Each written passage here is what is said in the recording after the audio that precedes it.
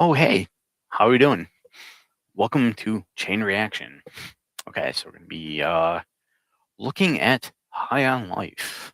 So here we go. Give me 1 second. I gotta go ahead and look at YouTube real quick. Make sure we're good to go. Okay,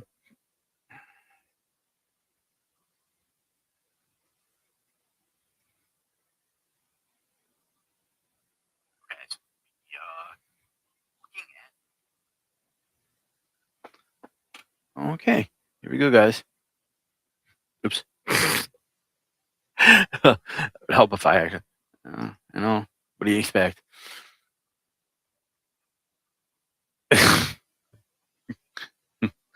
I hit the wrong fucking button like a dumbass. Okay, guys. High on Life too. Okay. So.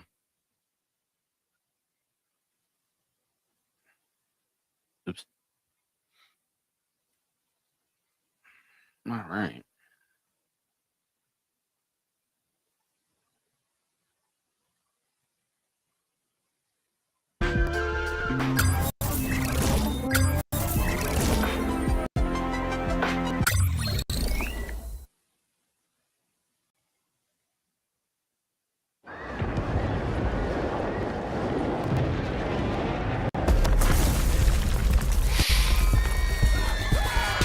This is part 2 of part 1 came out.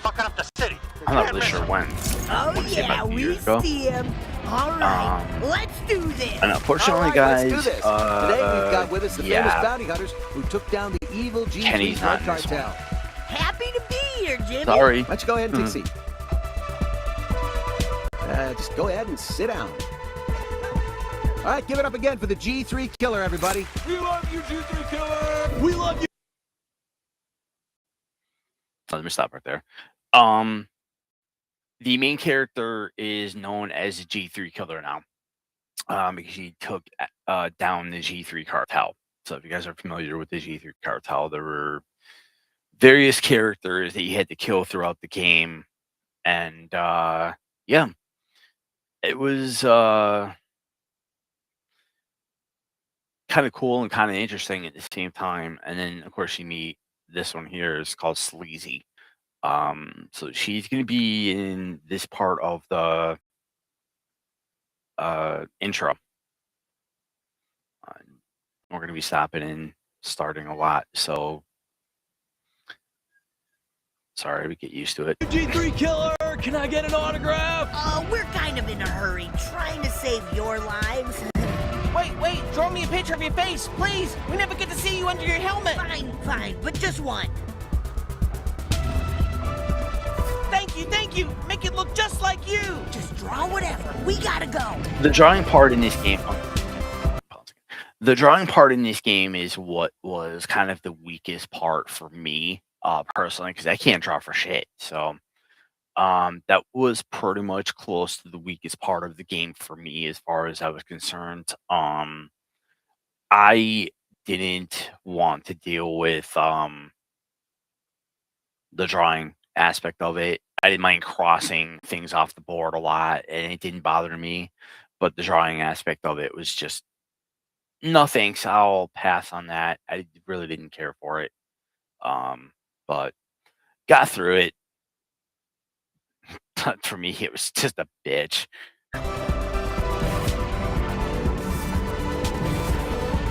Take as long as you need. I'll wait. Make sure you figure out your color. Figure out what color you want to be. That looked horrible. That looked absolutely freaking horrible. That was just, that was pathetic. I at least put some effort in mine. Oh, thank you so much. I'll treasure this forever. Me next. So, you've beaten so many bad guys and saved so many lives. But what's your favorite part of being a famous bounty hunter? That's a good question, Jimmy. I think I'm going to say I was going to say helping the galaxy. She's helping the galaxy. helping people. Maybe it's a lame answer. No, that's a wonderful answer. Very, very noble. Isn't it noble, folks? Well, moving on, I've got another big question for you. Tell me, is it nice having so many adoring fans? Oh shit! Oh shit! Oh shit! Just keep shooting them! That's gonna hurt. Take that. Sorry, I don't mean to spoil this, but this is a movie set, and people get a little angry. Yeah, trust me, it'll be really good for us. It's like just a funny game show. You run around and jump on stuff. I don't know. All right, look, if you don't want to do it, And he still has no legs. we don't have to do it. You have to do it. If you want to get the grand prize, you have to get to the end of the obstacle course. You think they can make it, Jim? I sure do, Bob. This is the famous G3 killer, after all. Now they're up against the hanging God, did I mess this part up so bad? platforms of Babylon. Oh, it looks like they'll need to do a tether jump to get this contestant is on fire. Stay on Progeiger's tail. Don't lose him. Progeiger, you're mine, baby. We got this. We got this. Let's turn yourself in, you big freak. Okay, your next gig is for an energy drink. Bounty juice, really cool stuff. They're putting you on a can and everything. Hey, I gotta pay for these meals somehow. Look, What the hell is bounty juice? look pretty. It'll be easy peasy. In and out. Action. All right, what do you need from us? Baby, come on, just give it a go. Go ahead and blast the product, easy peasy. Gonna be fabulous on camera. Go on, whenever you're ready. Ah, perfect, absolutely perfect. That looked amazing. Now, go ahead and suck in the product. Make it look real cool, like you do this every day. Sure, I can do that with my tricks. Perfect, amazing. Cut, wrap. We got it. Hey, time's almost up. It's the final week of Dating with the Stars, and we're all waiting to hear your decision. Which of these lucky hotties will get your rose? The tension is palpable. Who will it be? Who will it be? Will you pick Margaret Spoopledoop, the beautiful heiress of the Spoopledoop fortune, or Jenny Graves, the timid bookshop owner who baked you that delicious bundt cake? Or maybe you'll... So the bounty hunter is basically everywhere in this whole montage of the original, the opening sequence. Yeah, it is a whole entire montage of what's the beginning of the whole entire part of this whole game. It's crazy. Just seems like almost a flashback sequence in a way, but who knows? Pick Blangus, the hot one. I bet you're gonna pick Blangus. Thank you, Jupiter, Blangus for coming is in and so watching. fucking hot. If you don't pick Blangus, I'm gonna pick Blangus. I'm definitely all over that Blangus shit. Seriously, I pick Blangus if you don't. I want dibs on Blangus. I know this is a hard decision. We also find out. That the bounty hunter is a male. Actually, you kind of in the first game, you kind of think like, is that a girl or is that a guy? You know, you can't really tell. In this game, it's completely and utterly, it's made very well known that it's a boy.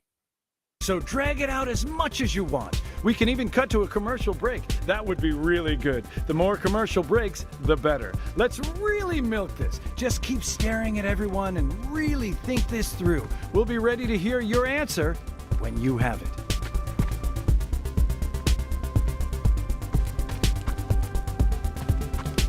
Congratulations, Blangus. You may kiss the bounty hunter.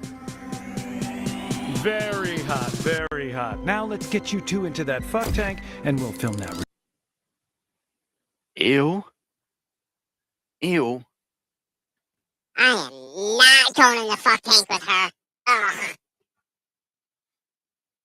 Real quick. I'm sorry. You know I love bounty hunting. I really do. But I gotta take a little break and be a dad now.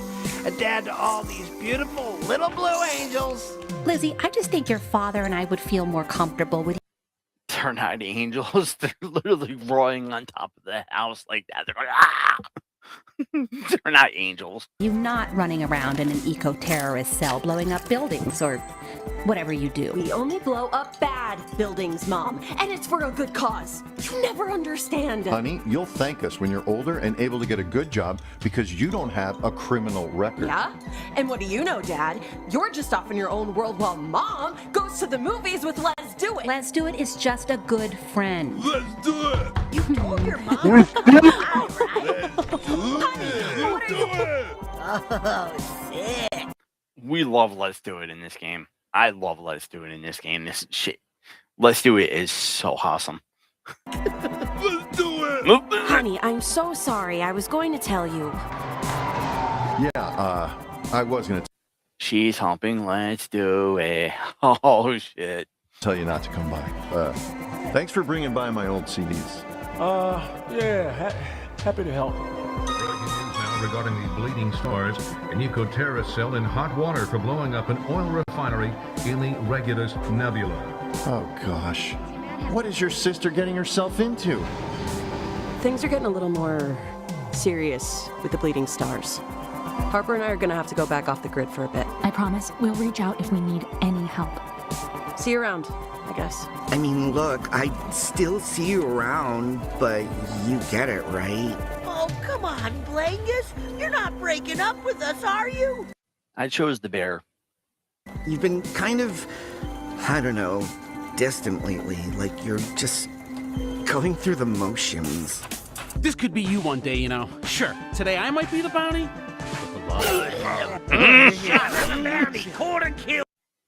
Knifey gets his kills on so much in this game. It's funny as hell. He's literally like just killing everything. So, you Gotcha! That's what you get! It's your fault for being a wanted criminal. Fuck you! Knifey is like the best part of this whole game. I'm sorry. I love Knifey. Sorry, mate. Gotta kill ya.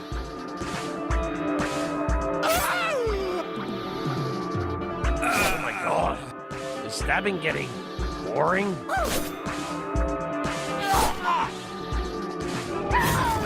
I think we got it. Just unload into his mouth. Really let him have it. Keep your sights focused on his mouth. Oh, shit, we're not hurting him. I know. Try my charge shot. It'll rip right through this sucker.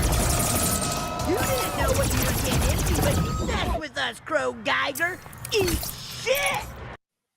It's not real. Fuck yeah, we did it. What did you do? We were filming a monster movie. Told you. Somebody didn't get the memo, apparently, when they decided to knock off that whatever the hell this thing is. I mean, is it a robot? I don't know. That was a trained animal. This was all a big movie set. Okay, Oh, it was real. that is not what the intel said. Well, Gene, did you happen to look at the intel better? What else is there to say? I mean, you've done it all. Saved humanity, traveled the galaxy, dated Blangus. I guess the only question I have left is, what's next? Now, as you can see, that I'm gonna pause for a second. The whole house is like completely empty and dark. The house is actually part of a museum exhibit. So,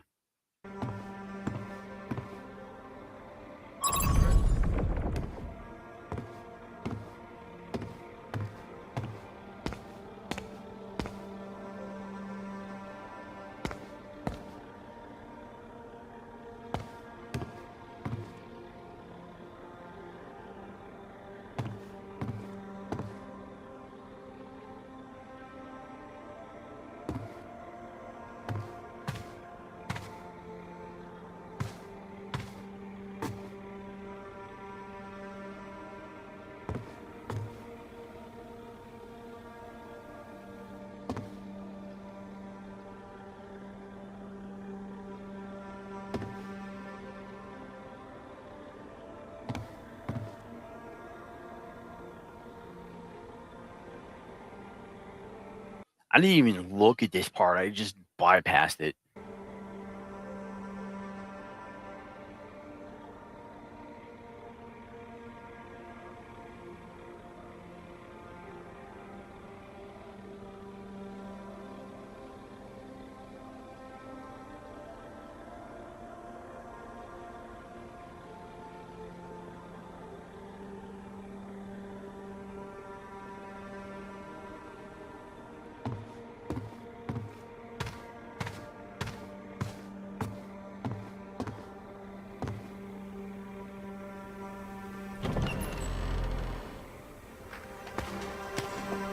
kid. It's me, Gene. We've had a few too many quiet nights, and it's getting cramped in this glorified tour bus. What do you say we all go out for dinner tonight, eh? Space Applebee's, on you! Why don't you go round up the crew?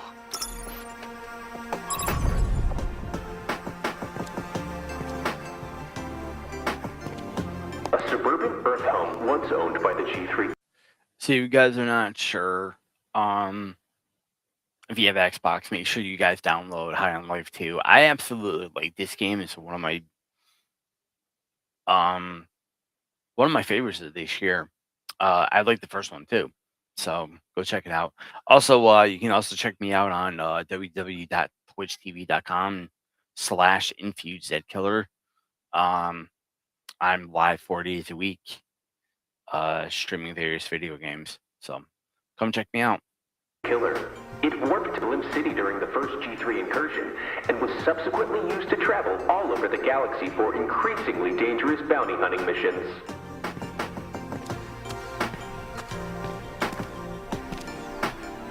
Once a galaxy-famous bounty hunter, Gene Zarufian's career was cut short when he lost both of his legs. Living as an unhoused vagrant in Blim City, he offered his suit and expertise to the G3 killer in exchange for a place to stay. He really did, but Lizzie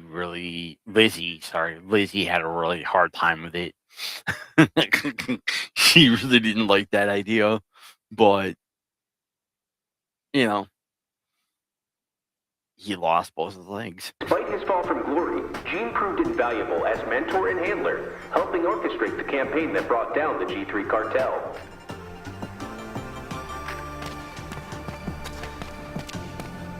Replica of the legendary bomb the G3 killer used to eliminate Garmantuous.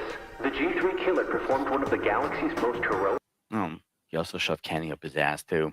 acts of valor, infiltrating enemy territory and strategically deploying this device deep inside Garmantuous's rectal cavity.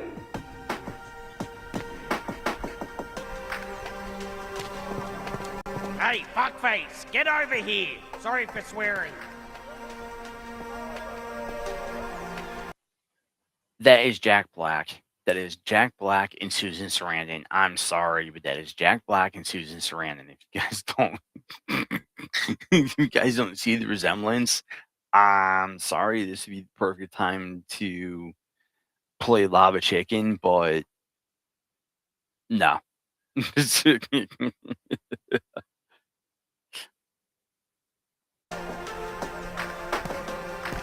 Seriously, don't leave me hanging. It's Knifey, your best friend in the... If you check out my streams, they are littered with sound effects. We have Lava Chicken. We have a ton of them. We have a ton of blurbs. We have a ton of other things. So it's kind of cool. I'm gonna be working on my stuff tomorrow a little bit before Fortnite Friday. So also come check us out. We do Fortnite Friday as well. I will be doing possibly my own Twitch stuff as well, and kind of throwing reactions to it as well. So anything is possible. Perhaps mistaking them for the G3 killer's parents, Garmantuous intended to use them as bargaining chips. I promise I won't do anything crazy. I just don't want to be alone. Wait a minute. Garmantuous used Jack Black and Susan Sarandon as bargaining chips? I don't remember that. In this museum, Their losses it's creepy. are still felt today. Fuck yeah, Knifey's here. That's me, Knifey. I love you.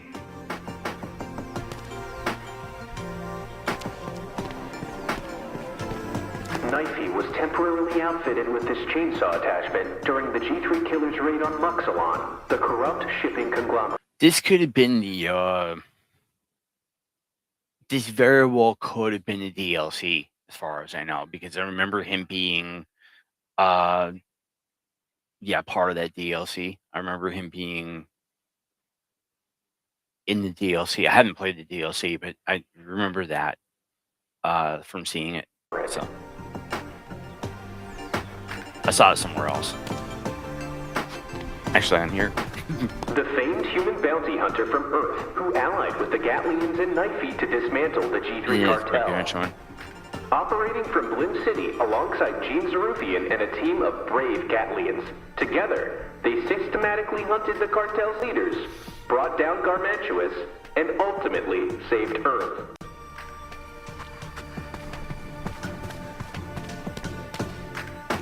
Soldiers used by the G3 cartel. Common frontline enemies during cartel operations. These days, they're working as mercenaries for anyone who will hire them. Pretty much. And that's the cartel, of course.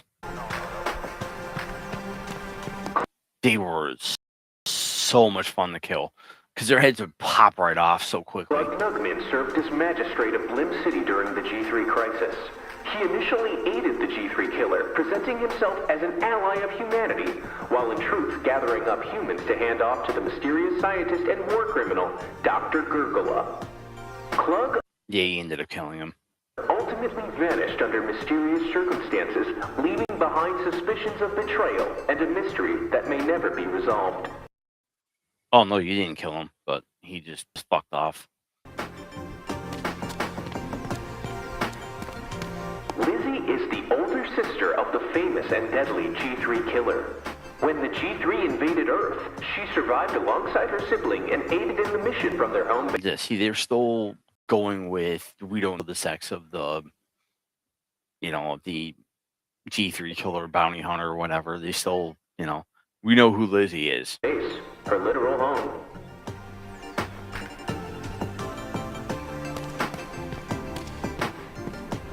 I'll just give you guys a heads up. If you guys happen to play this game, Lizzie is humping the robot. She's humping a female robot.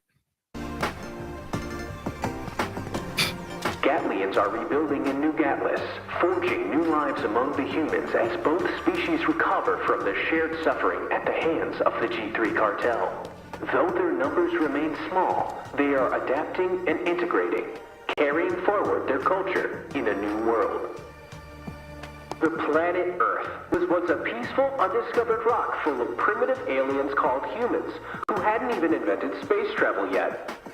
That all changed when the nefarious G3 cartel, a criminal drug organization, discovered that humans could be smoked as a potent new drug. Yeah, in the original game, humans could be smoked. That's what made them the drug of choice for the cartel. The G3 invasion took the lives of nearly half the population of Earth, and most who survived were packaged and sold as drugs on the black And they didn't get smacked. market. If it weren't for the efforts of one brave human and a ragtag team of Gatlians, they might have gotten away with it.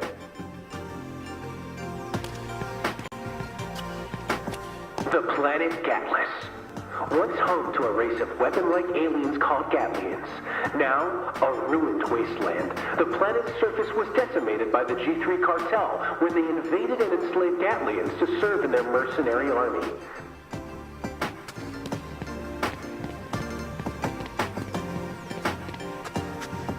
The human bounty hunter, now sometimes called the G3 killer, went on to become one of the most successful bounty hunters of all time. One of their more notable bounties was Mux, the villainous CEO in charge of Muxilon delivery services. After defeating Mux, the bounty hunter's crew visited the planet of Australia 2, homeland of their talking knife, Knifey. Oh, shit, yeah, that was our best adventure. You remember all that, right? My whole backstory and stuff? It was pretty sad, actually. What's up, bud? Come pick me up. Oh, look at you. You couldn't stay away from good old Gus, could you? Damn, you had cozy hands. Let me tell you that. Gatlas, once home to a race of weapon-like aliens called Gatlians. Now a ruined wasteland, the planet's surface was decimated by the G3 cartel when they invaded and enslaved Gatlians to serve in their mercenary army. A few brave Gatlians teamed up with the human bounty hunter to take down the G3 cartel and avenge their fallen homeworld. Compact exosuits allow Gatlians to walk and operate independently in all environments, adapting to their biomechanical frames and extending their mobility. They were originally designed to mimic the old hand horses of Gatlas, now extinct.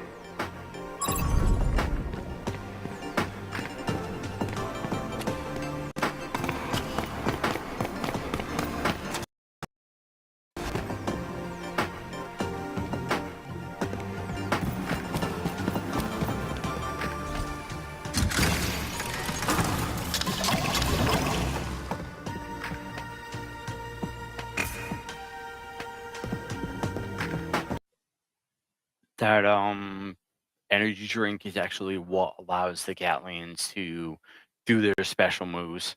So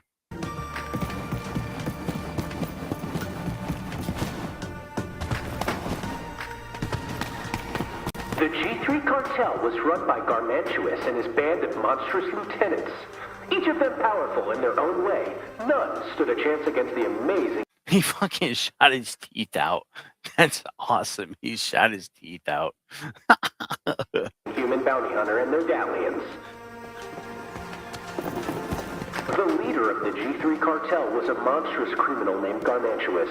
He evaded the law for many years until the human bounty hunter killed him in a glorious final showdown on Earth. Ninth clone in the Torg line.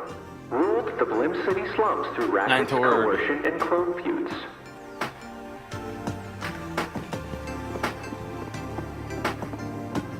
The three Skrendel brothers enslaved and ran experiments on Gatlians, aliens who evolved to function like weaponry.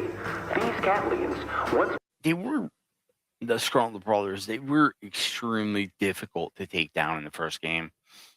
They were, it was like, what the fuck? Yeah, it was a pain. Brain dead, armed the G3's rank and file and made them a formidable force.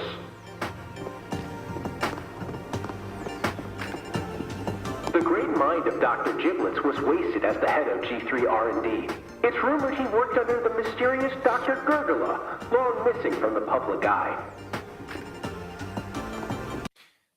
The Dr. Giblets puzzle.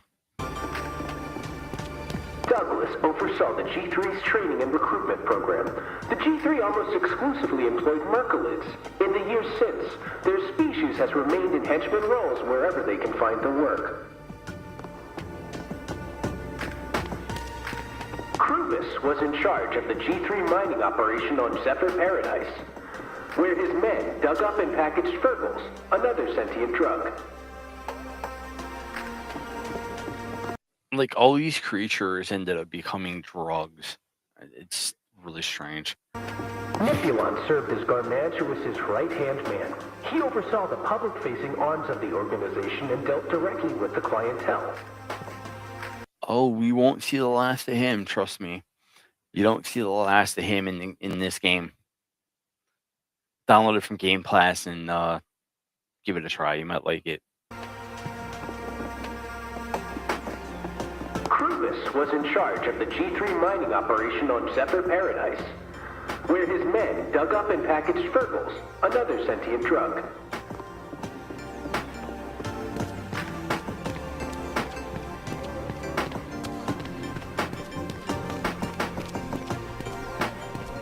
The planet Earth was once a peaceful, undiscovered rock full of primitive aliens called humans, who hadn't even invented space travel yet. This is the only place you're going to see Kenny. That's it. You don't see him anywhere else. All changed when the nefarious G3 cartel, a criminal drug organization, discovered that humans could be smoked as a potent new drug. The G3 invasion took the lives of nearly half the population of Earth, and most who survived were packaged and sold as drugs on the black market. If it weren't for the efforts of one brave human and a ragtag team of Gatlians, they might have gotten away with it. Man, those were some good times. Saving your planet. Wow. Whew. Good times.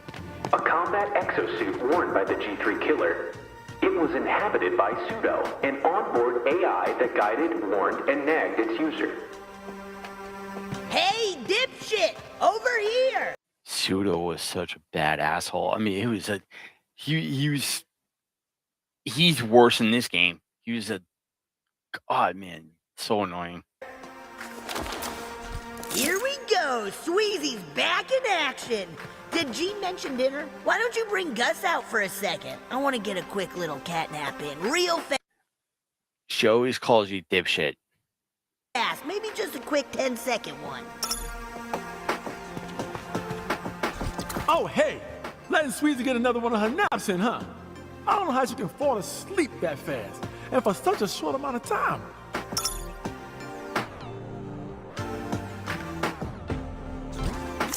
Ooh, yeah, that was great. I feel refreshed. Thanks, pal. Hey, kid, you were watching TV earlier, right? Did you happen to have the news on? Head back to the house exhibit. You, might want to see this. I'm gonna have to call a rain check on dinner. Following the downfall of No dinner? the G3 cartel, humans were deemed a sanctioned species and incorporated into intergalactic civilization. Nowadays, smoking humans is considered incredibly taboo. A new settlement on Earth called New Gatlas has become a new home for wayward Gatlians with no place left to go.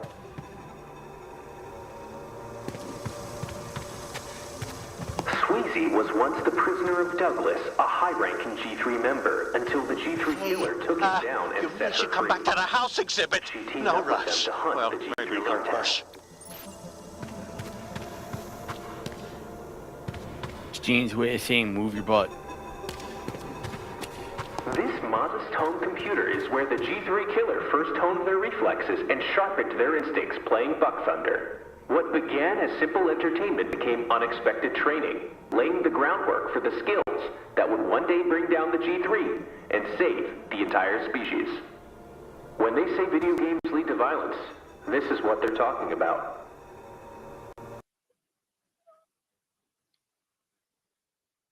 Bullshit.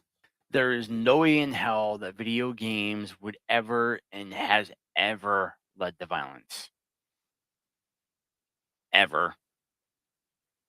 Maybe playing video games leads to more video game violence, but not real world violence. Idiot.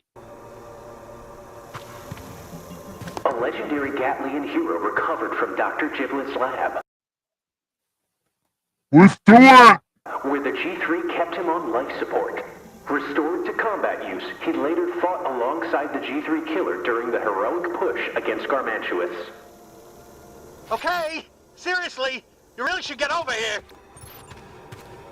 Before his great mind was experimented on and ruined by the Gene's getting impatient. G3 cartel, Creature was known as Professor Creed Turian, Gatlas's most brilliant scientist.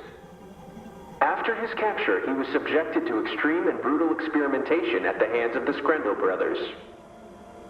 Freed by the G3 killer during the downfall of the Screndel operation, he allied with the bounty hunter and joined the campaign against the cartel. Gus is a Gatlian once held captive by Krubis, a G3 executive who wielded and held him. After Krubis fell, Gus joined forces with the G3 killer. Kenny was a Gatlian who worked with smuggler Rel Belmar, but accidentally led the G3 cartel to his homeworld of Gatlas, causing its destruction.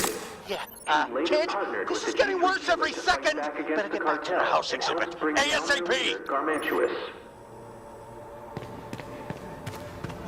A Gatlian who survived the first G3 assault and later joined the Resistance.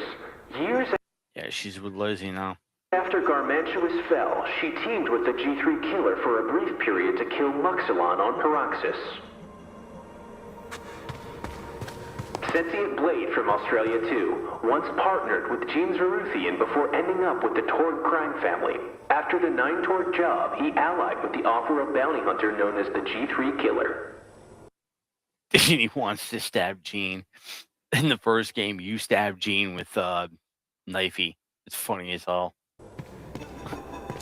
This popular device was used by aliens to vaporize and consume humans as narcotics during the original human epidemic. Yeah, it's the smoke chamber that allows you to smoke humans. Now outlawed, though some are still out there smoking humans illegally.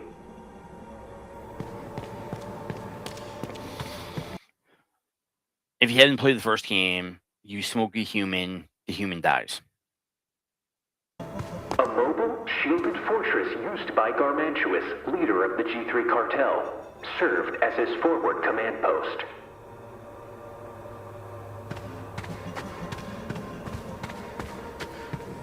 Kenny was a Gatlian who worked with smuggler Rel Belmar, but accidentally led the G3 cartel to his homeworld of Gatlis, causing its destruction. He later partnered with the G3 killer to fight back against the cartel and helped bring down their leader, Garmantuous. Terrestrial quad-wheel conveyance captured outside the G3 killer stronghold. Analysts are still uncovering its significance.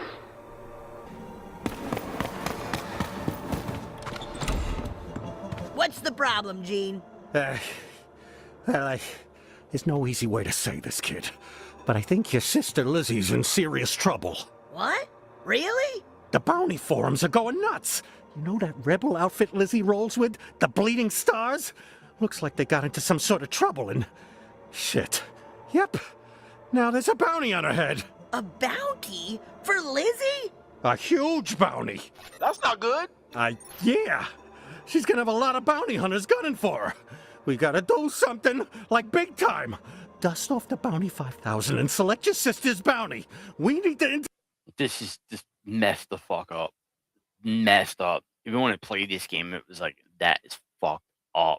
Accept this thing! I know your sister's in trouble, but I'll be honest. I was craving some action. Let's do this!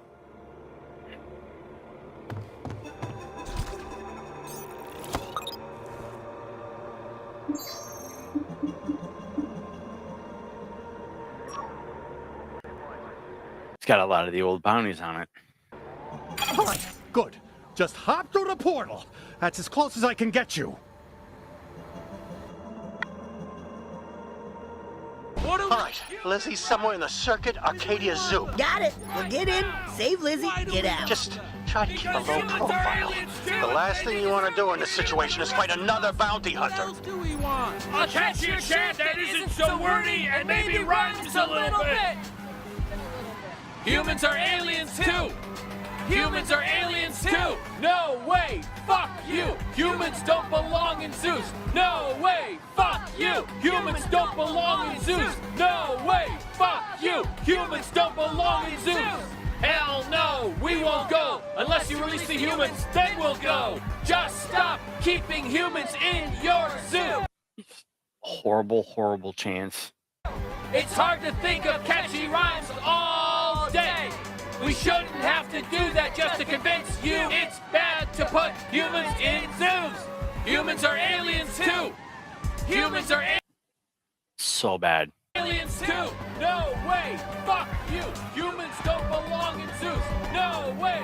Fuck you. Humans don't belong in zoos. No way. Fuck you. Humans don't belong in zoos. You here for the protest? That depends. What are you protesting? This zoo keeps humans in captivity. You know they're a sentient species, right?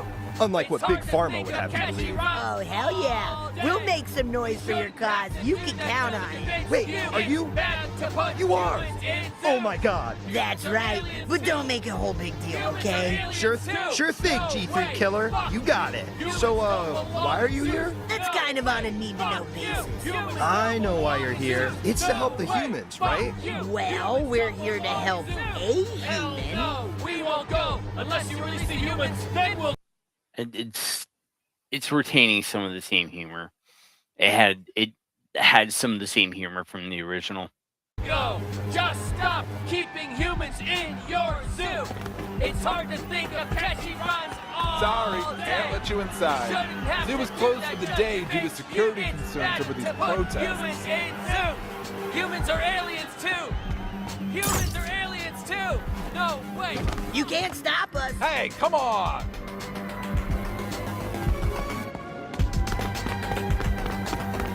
Make way for Repticle! I'm coming for you, Bleeding Star, Lizzie! Oh, shit! Hey, I just detected a big explosion in the aviary. Oh. Yeah, all the bounty hunters are going after Lizzie. We saw it. Signal says Lizzie's near there. Quick, make sure she didn't get blown up. Already on it. How are you feeling? Are you ready to go in? Yeah, it's such a big bounty. It's the biggest one I've ever gone after. That's fine. You're going to do great. It's just, I look so stupid in this outfit. I can't go in like this. You look great. Besides, no one is even going to pay attention to that. The important thing right now is that you focus on your breath and focus on the bounty. Breath and bounty. Breath and bounty. You're gonna do great. Thank you. I know not just any CBT therapist would come with their client on a bounty hunting mission, so I appreciate you answering my call so late. My pleasure. Just so we're clear, my rates will go up if you get this bounty. What? Breath and bounty. Breath and bounty. He's gonna charge him more money.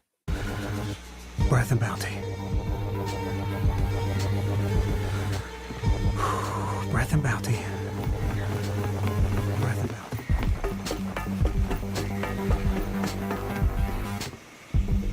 Did you find Lizzie yet?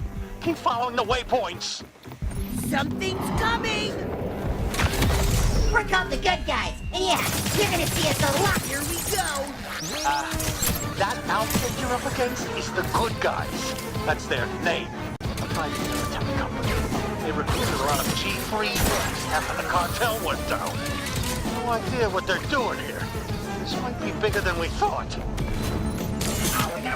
You messed with the wrong These guys are ex-G3. They must have had to take whatever security job they could get since you put them out of work. I got an idea. Let's try to duck them in the camp to avoid getting hit. The door is closed! Just let us through. We won't break anything, I promise.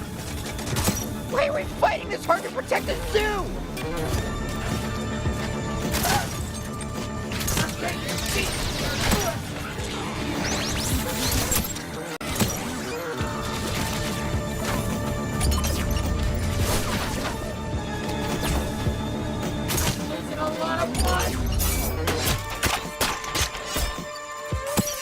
Oh, Knifey has fun doing his job. He gets right into it. I was close. There's gotta be a way forward somewhere. Maybe there's a lug blob around there you could use. These love blobs are a pain in the ass. Bingo! Good find! Use that lug blob to get up a little higher. Hurry! How the hell do we do that? Hey there, Jump Pseudo on. here, your personal onboard bounty hunting operating system. Good question. It seems that lug blobs gain mass when under great temporal stress. Time bubble makes them bigger? Yep, and their epidermal layer is highly elastic, which means... Yeah, we get it! Jump on that little fat fucker to get out of here! Shit, yeah! Isn't it cool that we can use some animals as trampolines?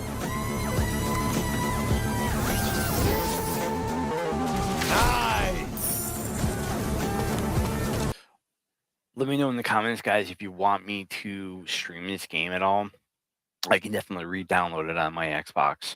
My disc is ready. Let's do it. You're not out right to be here!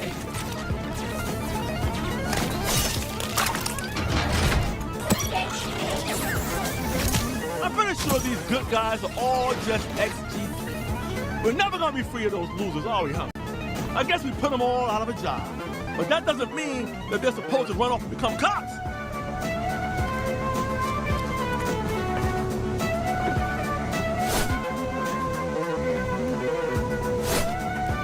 Oh no! Loose lug blobs! That's bad for the environment! Those things and lug loxes, they are super invasive species.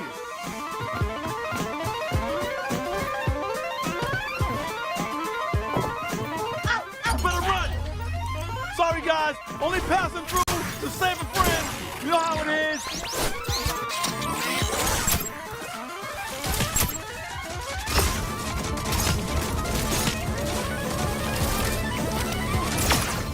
Let's get nasty!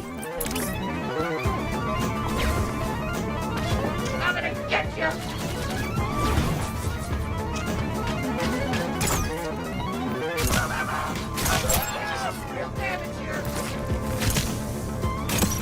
Clean kill! Oh, I'm glad that's over. It feels kind of messed up that we're hunting her own sister. She's being attacked by other bounty hunters. How are we gonna get through this without breaking the bounty hunter code?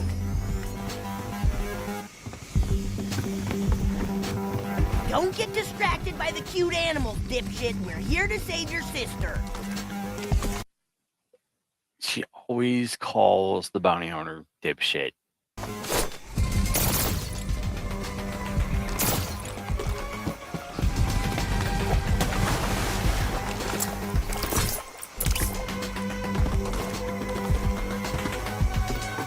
We don't need Why to are you be speaking here right looking at me like that?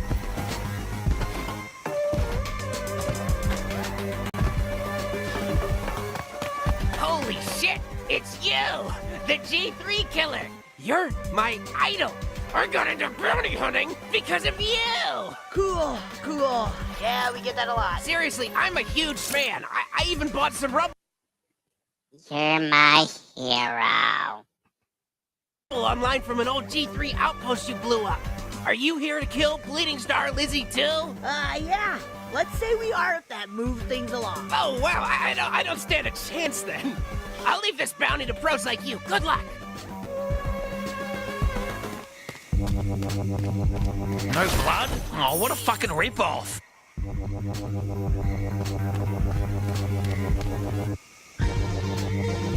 Are you following us? Yes, I am. Don't worry, I'm trying to learn from the best. I hope this doesn't come off as creepy or anything, but could I have some of your hair? Or maybe some of your blood? It is creepy. And no. Dude, we're in the middle of something. No, that's all right. I won't get in your way. I'll just be right behind you. Can you back off? Nah, I really don't mind shadowing you. It's a good learning opportunity. Fuck off! What the heck? Okay, jerk. I know when I'm not wanted. Freaking celebrities, I tell you.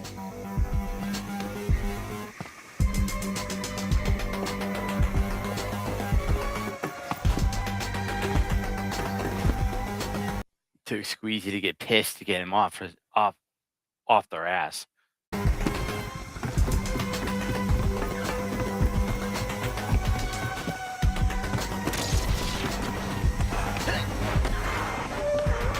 I'm getting your bounty!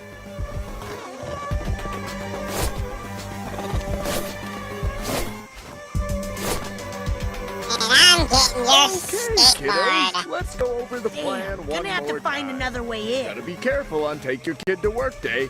What's the #1 rule of bounty hunting? Never kill another bounty hunter. That's right.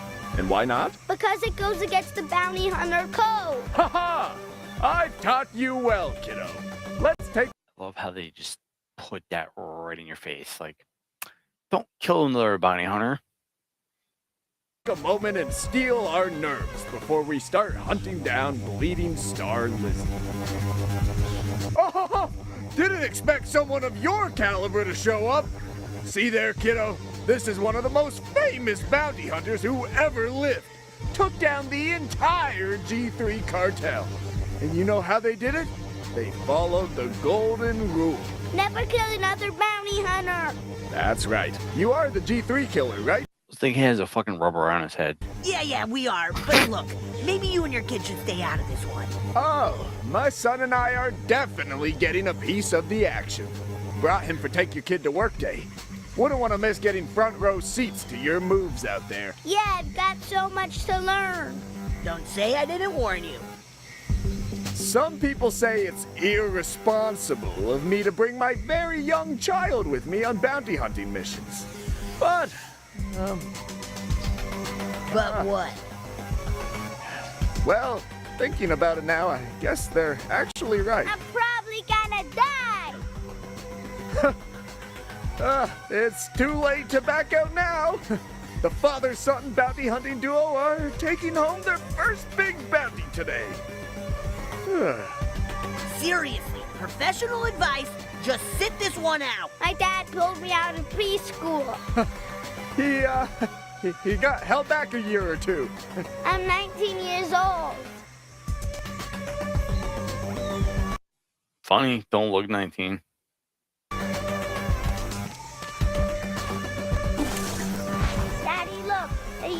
goo on that ledge to get up there. I want to... Try using my That's an disc advanced on that bounty wall hunter over there. move, kiddo. You're watching a real pro. We'll save that for when you're older. I can help you out here. Wow, so cool. Remember this moment, son. Remember this moment forever. Lizzie, dead ahead.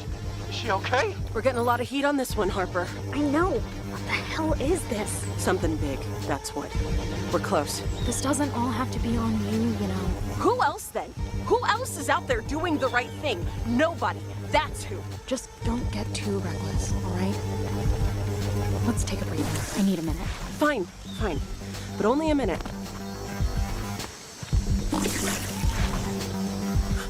Who goes there? You? Oh, great. Now you suddenly decide to help. What? Hey, guys! What up? Get lost. I can handle this myself. Whoa, what's with the attitude? Sorry, she's been through a lot. Do you even know what I've been up to all these years? Well, you've been partying and going on talk shows. I've been trying to save humanity. Huh? I thought humans were Do you want the suit, Lizzie? already saved. What did we miss? There she is. We've got her cornered. Oh, shit. Wait, look, everybody! It's the G3 killer! God damn it. They beat us to it. Pack it in, hunters. We gave it our best shot, but the G3 killer is #1 for a reason. Actually, I'd really like to watch. If that's okay, G3 killer. Oh yeah. We can learn from the master. Kill her. Do it.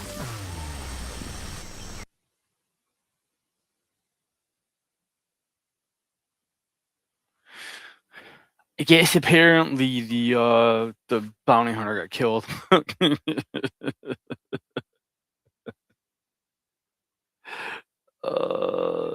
Okay. Sure. I mean,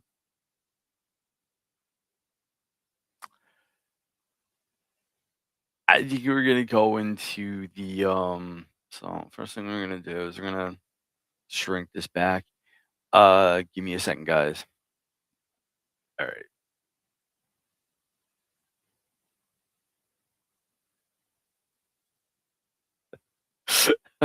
Didn't expect that one. All right. We're gonna go back in. We're gonna do we're gonna look into the reviews on some of the on this game. So hang tight a second.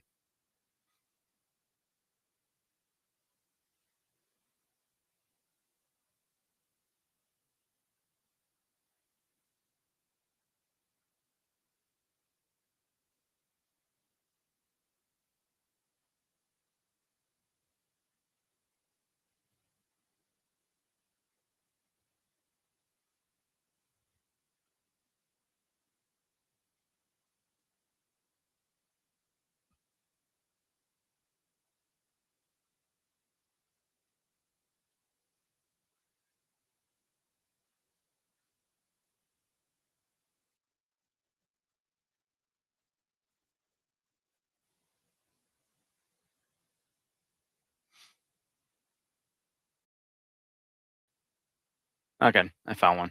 Be right back. Here we go.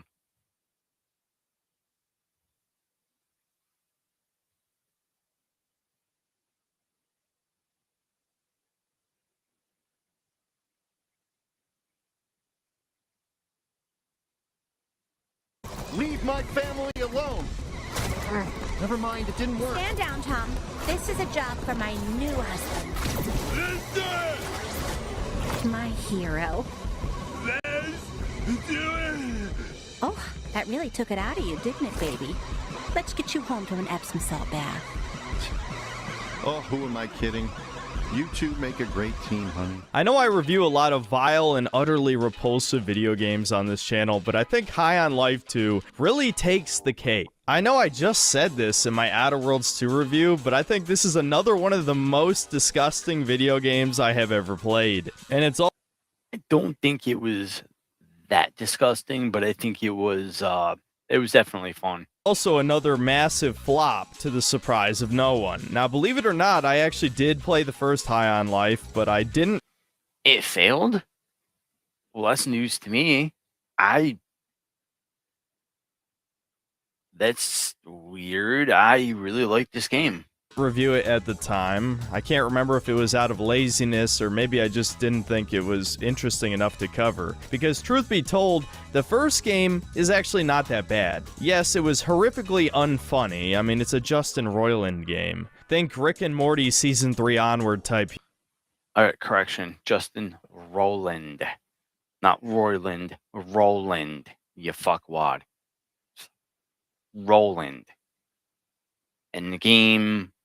First game was actually pretty hilarious. If you're a fan of Rick and Morty, you're gonna like High on Life. Period.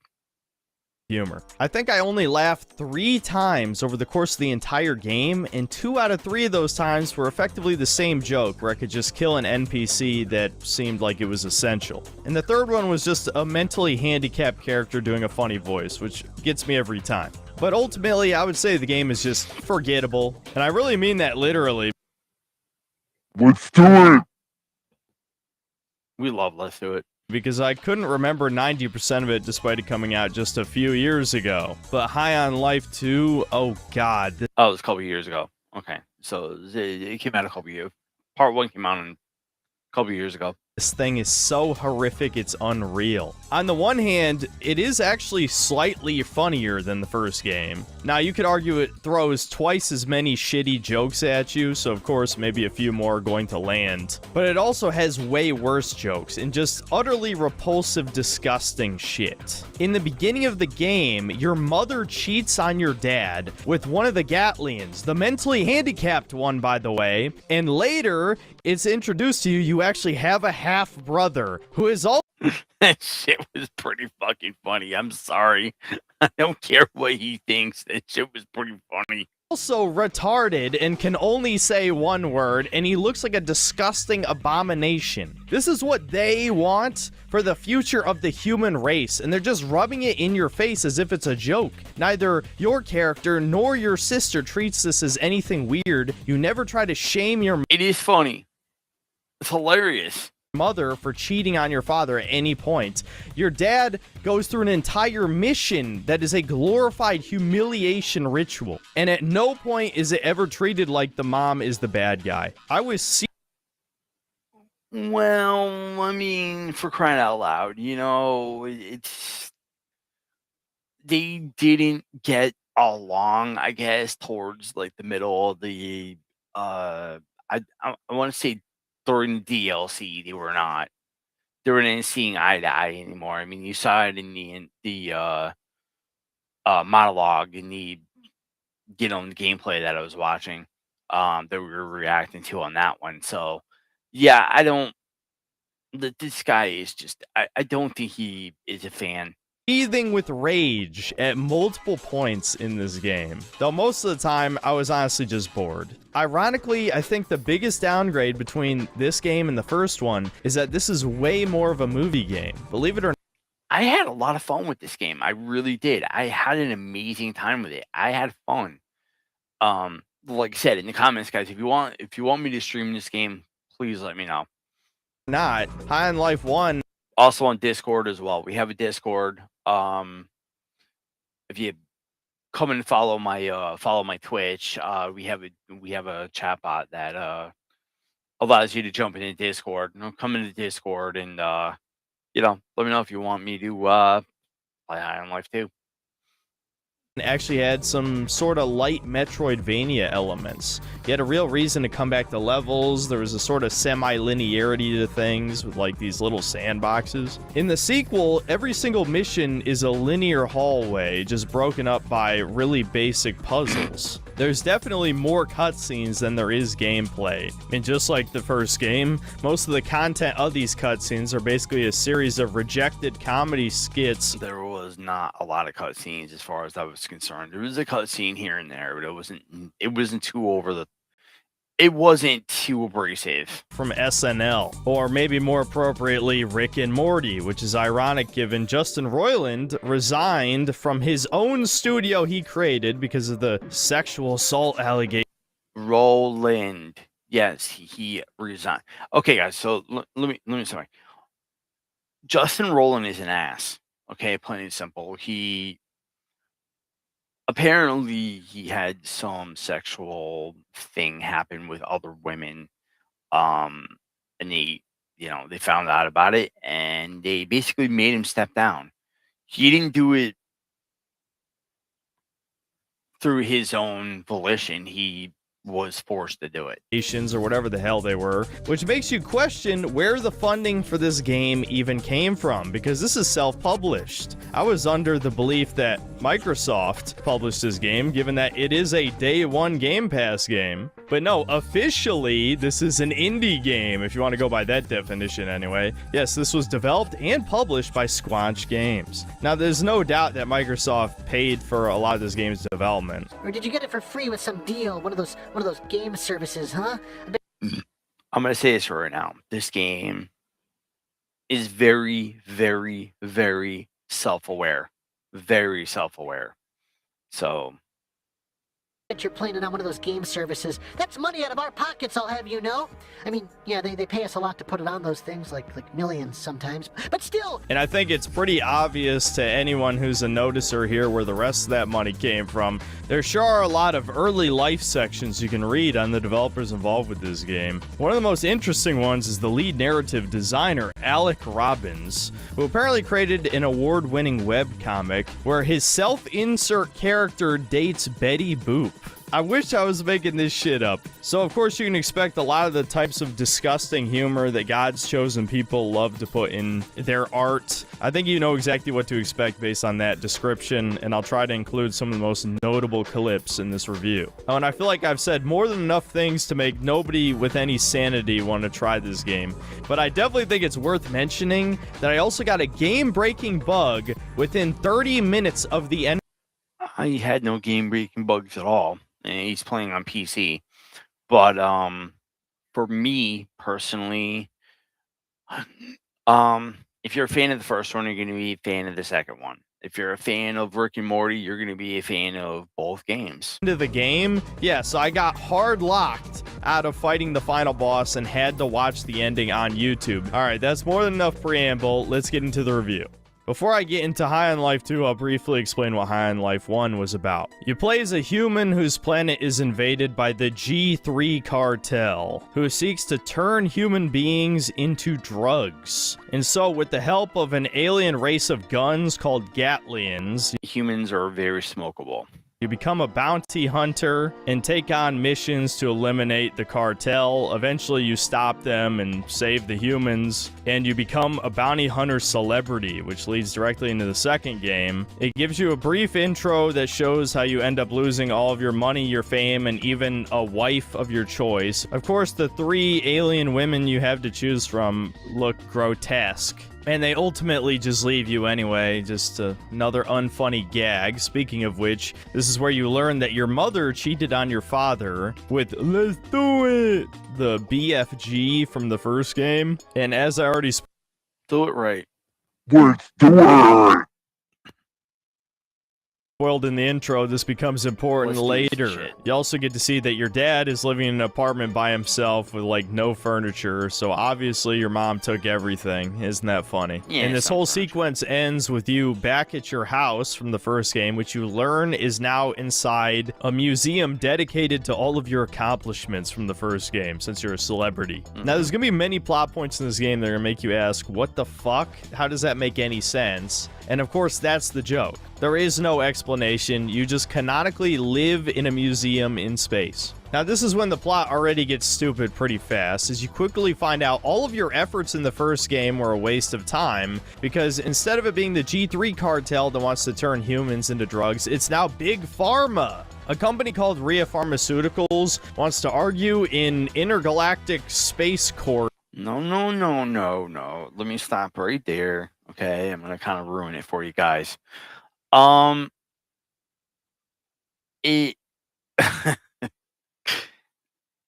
This guy right here, the guy in the corner, the guy standing in the corner, he is the CEO of Big Pharma. Come to find out, you killed him in the first game. So, yeah, now they want to turn humans into pills. That humans are too stupid to deserve rights, and so they want to pass a law so that they can legally turn humans into drugs for the benefit of all the other alien races. So basically all of the adrenochrome conspiracy theories are being confirmed true. You learn that your sister has become a freedom fighter, aka a terrorist, and so you have to rescue her from the human exhibit at the zoo. So already this is a pretty obvious plot hole. If it hasn't been ruled yet that humans don't deserve rights, how the hell is there a human zoo in the first place? In any case, you quickly track her down, and one of the only funny moments in the game happens. Get lost, I can handle this myself. Whoa, what's with the attitude? Sorry, she's been through a lot. Been through a lot. Well, you've been partying. What do you mean and going on talk years? shows. I've been How trying long to has save it been? humanity. Huh? I thought humans were already safe. What did we miss? There she is. We've got her cornered. Yeah, shoot her. She was a bitch to me, so she just... Oh! Oh! Yeah! Yeah, if you shoot your sister, the game's automatically over. I just figured that out. Now, as much as I would have liked to quit the game right there, well, obviously I need to put out some content, so I decided to play the rest for the sake of this review. So you end up betraying the Bounty Hunter League, or whatever the hell, and you end up fighting some goons and eventually a ripoff of Gex. I'm going to very briefly touch on the combat here, and then I'll talk about it one more time later in the video, but all you need to know about the first half of the game's combat is that it's incredibly basic and very similar to the first one. Every gun has 3 different functions, which... It basically takes the fundamentals of the first one and puts it in this game. Doesn't bother me. Sounds pretty good on paper, but in practice it doesn't matter that much. Because every gun in the game roughly has the same DPS, there's very little progression. So it doesn't really matter if you want to use the submachine gun, or the shotgun, or the rifle, or the bow. Ultimately, they all just kind of do the same thing. Now, the secondary function of the gun can sometimes be useful, like Sweezy can shoot an impaling spike, Gus can suck enemies toward him, which makes it easier to use the shotgun blast. But a few of the guns just aim with right click and don't even really have a second function. And then the third function, the trick hole, is the special ability, and later in the game this will completely dominate the combat because obviously, since you have unlimited ammo in this game, the trick hole cooldown is the only ammo management in the game. You can optionally use a soda to instantly recharge the special ability of each gun, but once you get enough guns, you can actually just cycle through the cooldowns by switching weapons. But combat is incredibly simplistic in this game. You basically just point and shoot at guys. It's not a soda, it's actually a energy drink, doofus. And it doesn't really matter who you're shooting at. Yes, there's some enemies that fly. There's an enemy that can split into 2 smaller enemies once you defeat him. But at the end of the day, they all do the same thing. They just shoot projectiles at you while you ride around on a skateboard super fast and just dodge everything. The skateboard is awesome. I like the skateboard. And I like stealth because you end up killing the guy that is behind the actual... He's bounty hunter in his own right, and you end up taking him down. You end up basically decimating his whole body. You cut his face off and add it to a gun. So in turn, he becomes a do-it-yourself Gatling. The combat never gets more complex, you just get more tools. That's it. It is perfectly serviceable, it's not bad, but like I said, I'm not going to really talk about it in detail. As for the bosses, all of these are the same. They're just a damage sponge. You just hold left click on, use your special abilities, and then occasionally they get stunned and you stab them with knifey. I honestly couldn't tell you about any unique mechanics any of the bosses have. At most, you might have to parry one of their attacks with melee, that's it. Back to the story, you defeat Gex, but he lives. Even after decapitating him, he can just grow his head back. But you manage to escape and make your way to the human exhibit. There you meet what is basically a discount Ryan Gosling and... You take a skateboard too, by the way. pet him. Yes, really.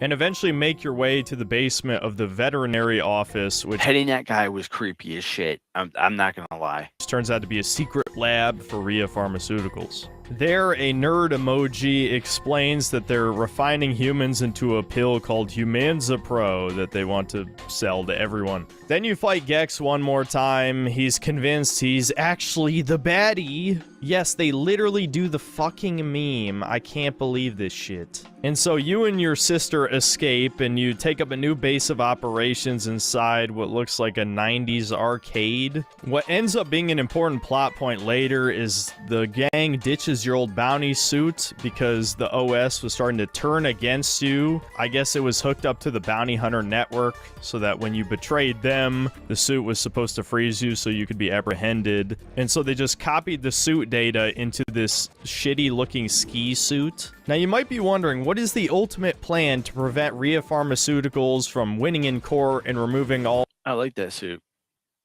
rights from humans? The ultimate goal, and I swear I am not embellishing this even slightly, is to kill billionaires and celebrities and pharmaceutical reps until the company can't show up for court. How can you go wrong with killing billionaires? They're the biggest walking disease on the planet. Is literally the fucking socialist meme of just eat the rich and that'll solve your problems. Yes, humans psychotically murdering hundreds of people, including rich, prominent celebrities, is going to convince the intergalactic government that humans deserve rights. Does that make sense to anyone with a functioning brain? Yeah, just You are going way too deep on this game, and you're deep diving a little too hard on this. I think you're trying to clout chase on this there, one dude. Not all games are bad.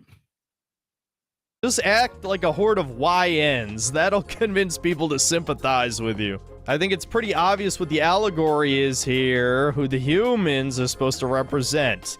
I say this without exaggeration. This might be the most Hey, now I'm supposed to put that on your video, dude. That's just, it's in poor taste. retarded plot in video Sorry, say it, you can fuck yourself on that one. Game history. Now, of course, the common defense for such a stupid plot would just be, why are you taking it seriously? It's obviously satire. Okay, but if I'm not taking it... why are you taking it serious? I'm gonna say it straight up. Dude, you just contradicted your own fucking self right there. Why are you taking it seriously? Anything seriously, why would I play this game? Why would I care about anything happening? Why would I care about your fucking opinion? But it's a reaction video, and we're here to react. Why would this game waste countless hours of my time with unskippable cutscenes? I have to listen to failed comedians' comedy sketches every 5 fucking minutes, and I'm not supposed to take any of this seriously. It's not funny. This is just a torture session. Again, a humiliation ritual. I know I've used that term a lot. If you didn't like the game, then why are you playing it? In videos the past couple years, but it describes so much of modern gaming in a nutshell. This game should not exist. The people who wrote this should be homeless and starving on the fucking streets. But no, even if Squanch Games gets shut down tomorrow, I guarantee all these devs will find a job somewhere else. Because that's exactly what fucking happened with Highguard. All those devs were former Concord devs, or worked for Bungie, or worked for Activision, or all these other companies. They should be blacklisted from the industry. Okay. The gaming industry is in full-blown collapse, and we will be covering that very soon. Say probably next week, we will start covering the collapse of the gaming industry.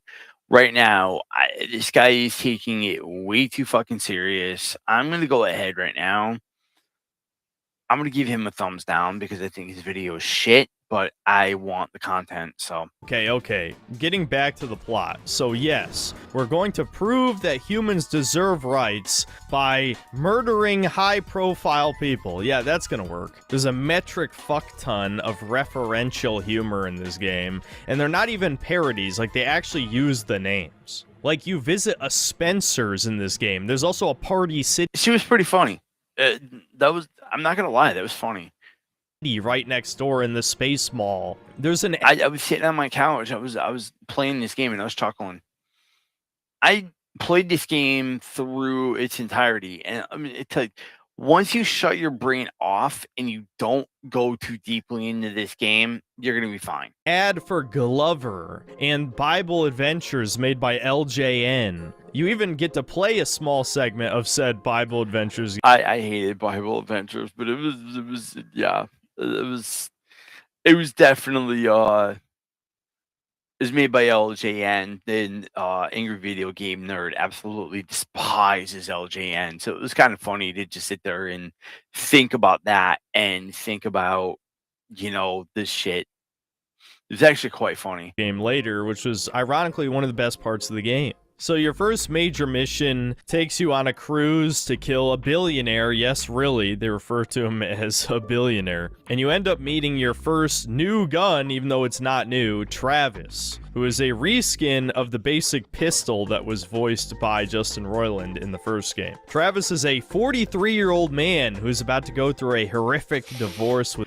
If you don't like Justin Roiland, he keeps saying Roiland. He's saying the fucking name wrong. He's pissing me off. It's Justin Roiland. Fuckwad. If you like Kenny, okay, fine. The new Gatlian he's fine. He serves the purpose. He does what he needs to do. But when you pair him up with what would be considered the ex-wife, it just makes their interactions much better. With his wife, Jan. And both these characters are incredibly one-note stereotypes. He is the beaten down 40-plus-year-old millennial who's going through a midlife crisis. He's incredibly pathetic, and that's the whole joke. And forgive my terminology here, but his wife is like the best portrayal, or worse, depending on how you look at it, of a turned-out post-wall roasty whore I have ever seen in a video game. Like, that is the whole joke, that she's likely slept with a fuck ton of dudes. And to spoil a later plot point, yes, you get her as a gun, so that you get to dual-wield pistols, right? And she hits on every man you come across in the game. And Travis just takes this shit, dude. This is not... It's kind of funny. It's kind of funny. If you can't forgive this game at all, then you have a problem.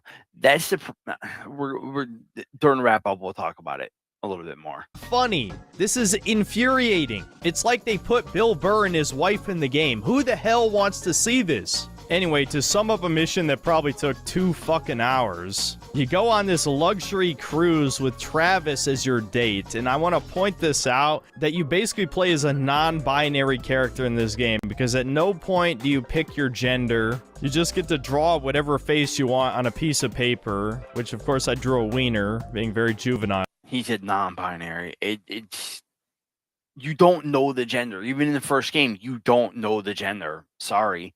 You just don't know the gender. How are you allowed to call somebody non-binary when they don't even give you the gender specifics? I mean, obviously you're marrying female aliens in the mantra, so that indicates that you're male. So it's up to the player to decide what's what in that situation. And every character refers to you as a they, even your own sister. So yes, instead of the Gatlian maybe going on a date with one of your other Gatlians, I mean, you literally have a female one, Sweezy. No, you are the date for this fucking fish gun. Then you go through, no joke, what feels like an hour of cutscenes with tiny bits of gameplay in between, and finally, you end up being involved in a murder mystery where the billionaire sets up this whole scenario where he gets killed and you need to find out. I fucked it up on purpose. I did it on purpose. I fucked it up on purpose. I felt like the murder mystery was just it was you get to meet some really piece of shit people. That's about it. I didn't care for the murder mystery part. I really didn't. who killed him. It turns out it was just his clone the whole time. The only notable thing that happens during this part is there's a fat fish alien with huge tits. The only time you see any big tits in this game. And you can just skip the whole murder mystery anyway. And then she did have some big tits. And the real billionaire ends up getting killed by a fat biker bounty hunter who was hunting you down for betraying the bounty hunter clan or whatever the hell. You end up fighting your way through a sinking ship, and there's an environmentalist and effectively a PETA member. Sick of pee-pee boy! You named that thing pee-pee boy? Oh, ha, ha, ha! Get over it, grow up! I didn't know what pee-pee was. Pee-pee. Come on, that was a fucking goddamn funny joke. My God, it's literally beep beep boo boo, beep beep boo boo, beep beep beep boo boo boo. Come on, dude. Come on. And you kill him and also indirectly kill a giant Loch Ness monster at the same time. Then your next bounty target is the Trump analog in the game, a politician that supports removing all human rights. The mission takes place at Con. Yes, it's hey, relax that shit. Convention for conventions. You know, guys, I don't talk about politics on any of my channels, so this has got nothing to do with me. My apologies, guys. Quick disclaimer on this one.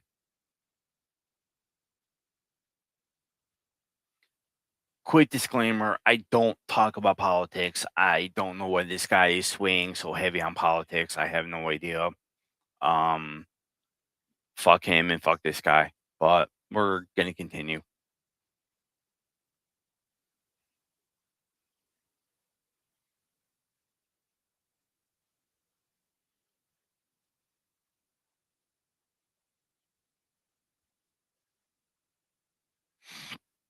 Which, despite how cheesy that sounds, would have actually been good potential for some level variety. Unfortunately, it's kind of wasted. There's a joke about finding a parking space being like a war zone. Haha, more relatability humor, as it quite literally is in this universe. You have to kill a bunch of people to secure a parking space, and you don't even end up getting it anyway. Once again, the game cucks you out of assassinating your target, as another bounty hunter named Sheath shows up, who is also hired to kill this guy, and so you end up getting a boss fight against him as the little mini Trump escapes. And then after you take him out, you start sympathizing with him, and despite knowing him I roll for only 30 seconds, you decide to spare him by carving him up and inserting him into his own gun, effectively turning him into a Gatlian. And he ended up being my favorite gun and favorite character in the game. He's a mine too. Burst fire assault rifle with a javelin alt fire that electrifies things. So they basically stole this gun from Dead Space 2.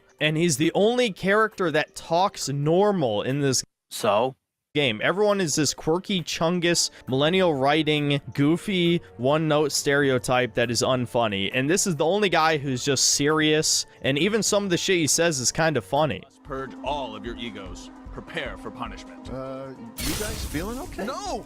You just Oh, killed that was Brian. easy. What's gotten into you, kiddo? You gave him far more What? of a chance than I would have. It feels like he was written by a completely different team. He also enjoys murder, which is a good quality in a game where you want to kill every single character. Shortly after this is also Let me stop on this one real quick. Okay, because besides his fucking hatred for whatever he hates,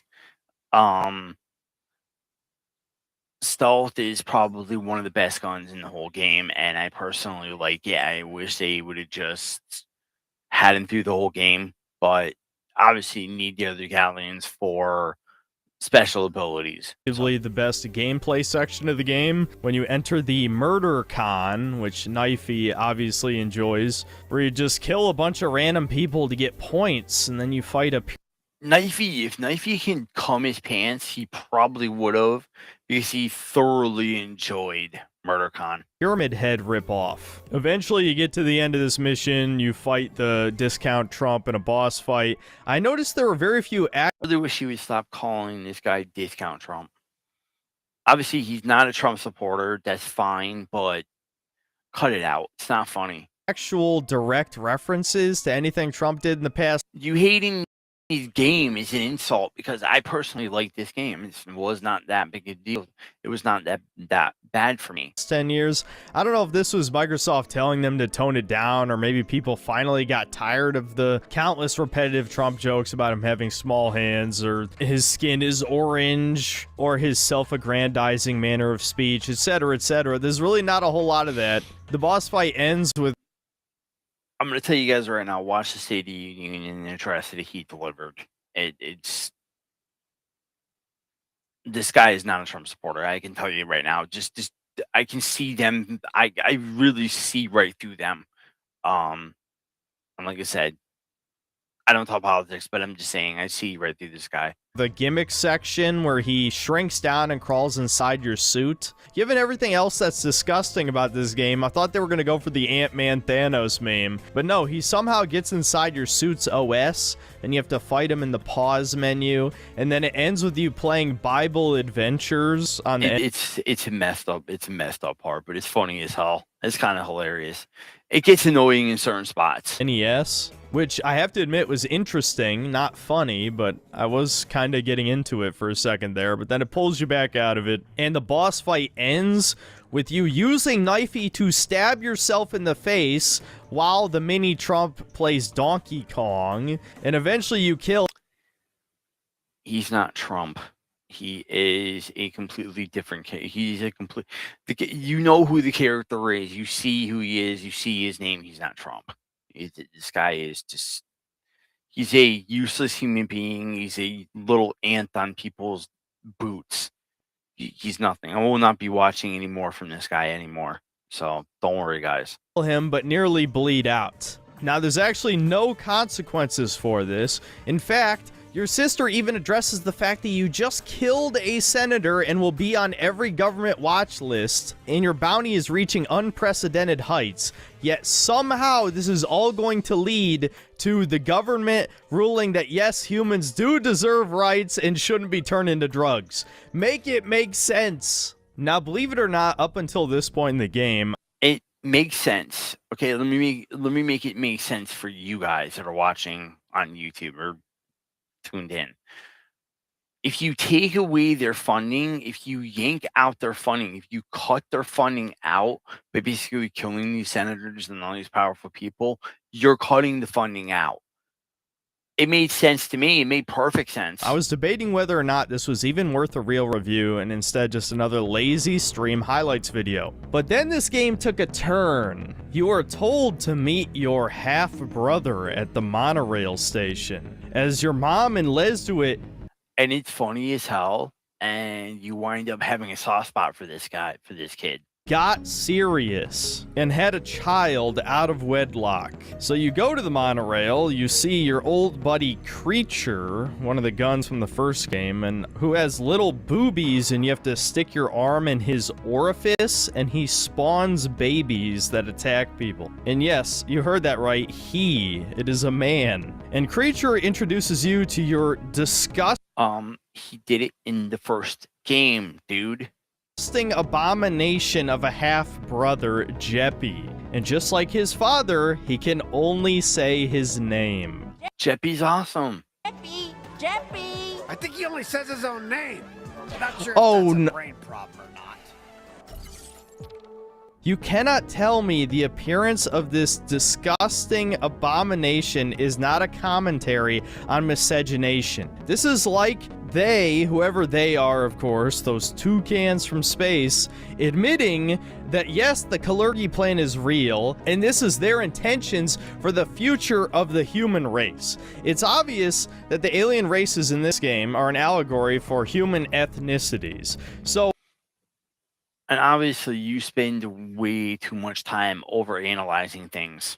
People call me a racist, and yet High on Life 2's representation of race mixing is a retarded, disgusting Amerimut goblin abomination. So I'm glad that they're just rubbing it in my face, and they're portraying this as a good thing, like I said. Have you ever played...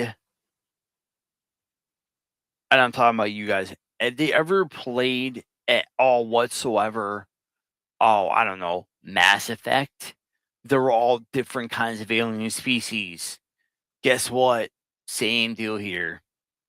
In the intro, your sister has no qualms whatsoever that your mother is having sex with a retarded gun and spawned this dysgenic abomination. No, in fact, your father is humiliated several times after this. He's treated as pathetic, while your mother quite literally uses her new man as a gun to help you fight in combat. But I'm getting ahead of myself. As it turns out, Mom's the shit. She did really well. Out, you can actually use your half-brother in combat. Killing enemies charges up the hidden Jeppy meter where he gets excited and then you unleash him like a mini BFG.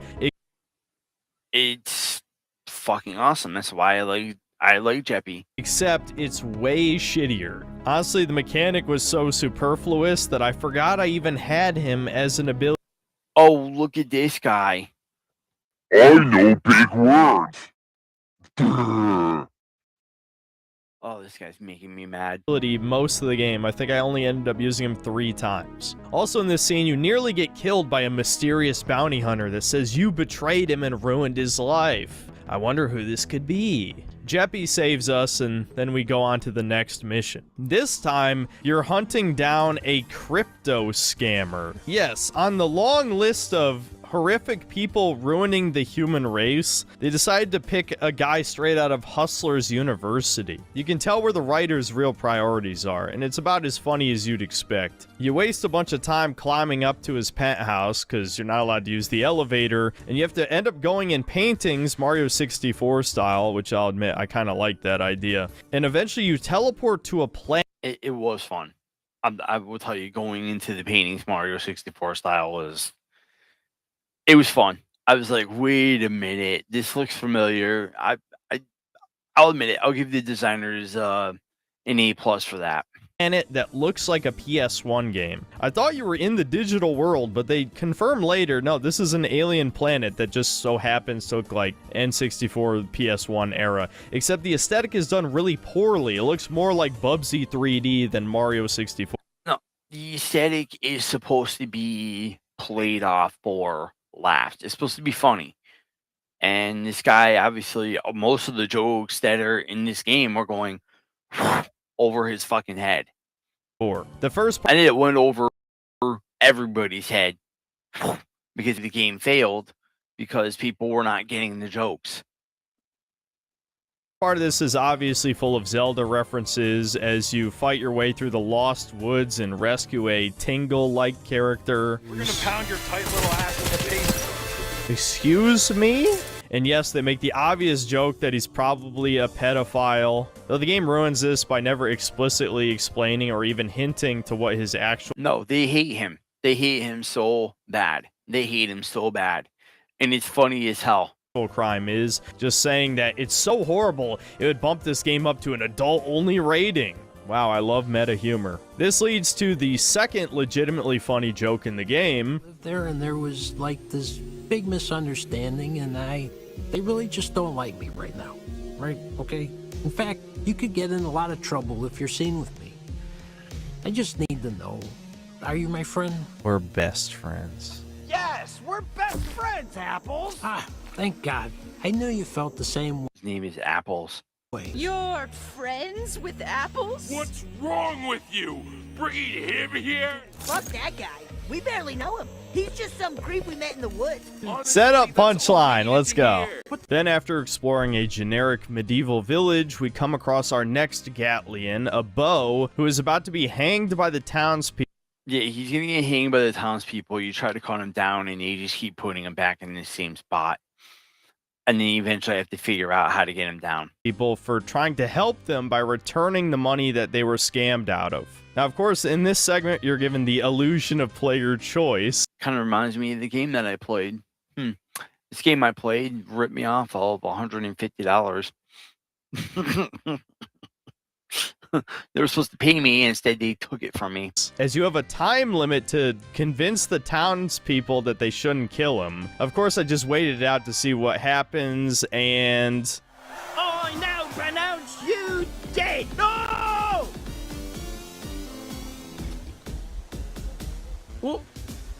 What happened? Oh, wait. I think I'm good. Yeah, I'm good, y'all. That shit didn't work at all. I don't even have a net. I'm just a bow and arrow. Yeah, they stole this joke directly from Conker's Bad Fur Day. Our new buddy here is named Bowie, yes, really, and he talks like a Mexican Zoomer. Thankfully, they don't lean into the Zoombonics too much.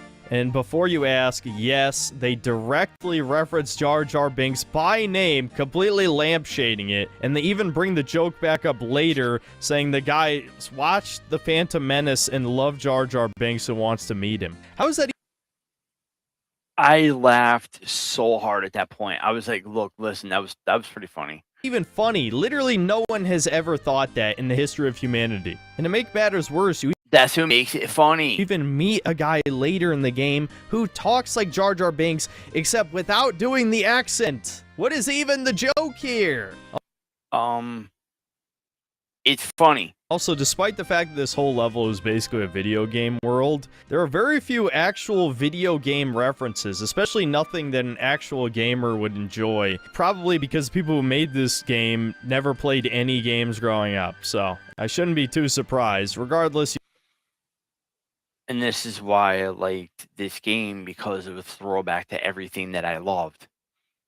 So, again, dude, what are you doing? you get to the end of the level, you fight the evil wizard hustler Grifter. Yes, they even use the word Grifter in the game. And the whole joke of this area is that the townspeople actually want to be exploited by him. The reason they were hanging our Jar Jar Binks bow is because he tried to be a Robin Hood and steal from the rich and give back to the poor people who were being hustled by the wizard. And so it's funny, the leftists essentially poke a giant hole in their own ideology by admitting that the average man is too stupid to have voting rights or not get taken advantage of by the rich, the powerful, and the more intelligent. But no, they still have to be protected anyway, even if they want to kill you for helping them. I have never heard a better argument against socialism in my entire life than this. In any case, They should have given the memo to, the current mayor of New York. next day, we are informed that our mother is waiting for us at the Space Forest Cafe. Yeah, Squanch Games got the license to say all of these other brand names, but they couldn't get the Rainforest Cafe for whatever reason. So, before I headed there, I did a minor diversion. There's a little mini speed dating area that you can go to. And this is one of the other mildly funny moments.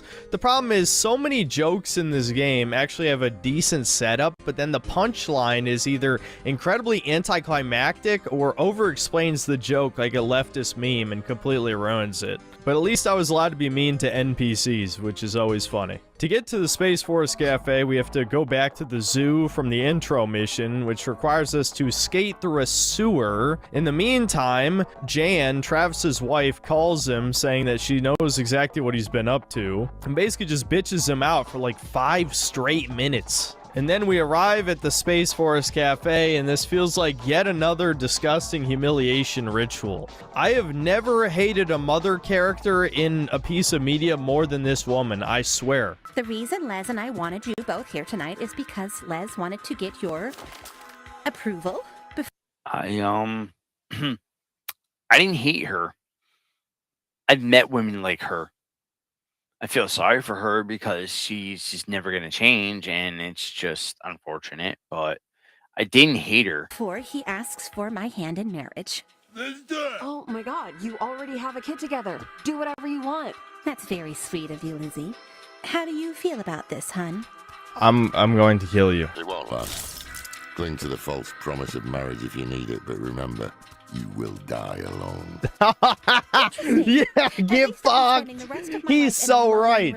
Now, our father doesn't make it to this family dinner. We find out that he's part of a cult at a retreat in Wyoming. And so even though this is a space game, and that should be part of the appeal, going to alien worlds and solving their problems and killing people, we head to Wyoming to go rescue our father from this cult. Now, at first, it feels like it's just going to be a giant joke about how people in midlife crises... People have this thing for this woman who happens to be a quite attractive female, but she's not what she seems. End up in these weird cults to find themselves. And it's about as cliche as you'd expect. There's a bunch of parallels between Travis and your dad, with them both being pathetic and having no friends and trying to reinvent themselves. And it's also stated your dad is over 60, so I guess your character really is canonically like a 30-something-year-old millennial, even though he's riding around on a skateboard and shooting people and shit. I don't have anything against people in their 30s being heroes in games, but this feels like a really pathetic, like, self-insert man-child fantasy instead of having a family and kids. It comes across as incredibly pathetic, and I can't help but feel that's exactly what the writers intended. In any case, on the way to rescue our... This guy is going way too deep on this fucking shit. He's going way too deep. He just does not... The deepness doesn't stop. If his video was somebody actually having intercourse with a woman, they would go completely deep in, you know, in certain areas. This guy's just going way too deep. It's like he's on the freaking edge of the cliff and just about ready to fall off. Father from this cult. Of course, the leader of the cult is this stereotypical, like, hippie woman, and we find out our father is being locked up for thinking for himself. And on the way, Travis's wife, Jan, crashes down from space to try and have a divorce with him, and she decides, no, actually, Travis is a badass and sexy now, since he's not as pathetic as he was before.